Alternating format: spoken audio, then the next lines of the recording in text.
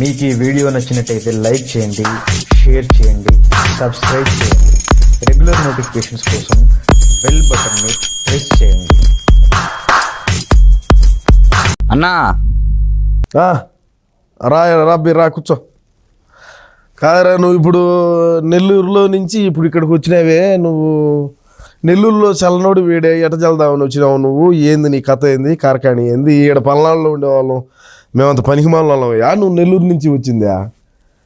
మేమంటే ఏదో ఇప్పుడు ఇక్కడ చాసుకుంటున్నాము, ఇసుక తెలంగాణ నుంచి ముందు తెచ్చుకొని అమ్ముకుంటా ఉన్నాము, ఏదో కాలం గడుచుంది. ఈడేం పెరిగి కట్టలు కడదామని నువ్వు నెల్లూరు నుంచి ఈడికి రావటం, నర్సరావుపేటకో పల్నాడుకో? ఓడికంటే బుద్ధి లేదు మా ఓడికి, పెద్దోడికి. నువ్వన్నా చెప్పాల్సిన పనిలే?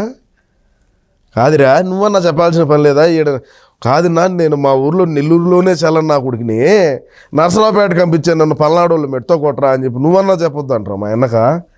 నువ్వు చెప్పవో? ఓడికి తెలియలే.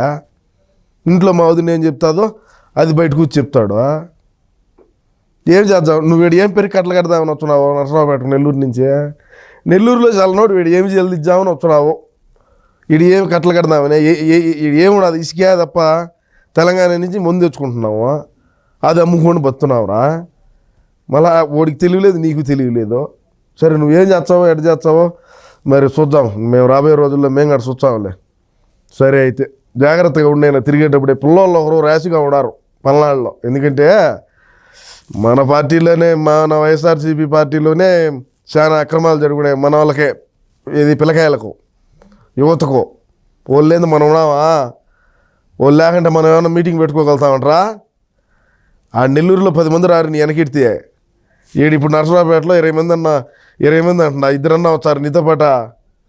ఆడ 10, నీ కొంపలోనే నీ ఊర్లోనే 10 మంది రానప్పుడు ఈడు ఎంతమంది వచ్చారు నీ విడిగా? ఏం చేద్దాం? సరే చూస్తాంలే, మేము ఈడ పల్నాడులో ఏం పెరిగి కట్టలు కడతావో మేము కూడా చూస్తాంలే.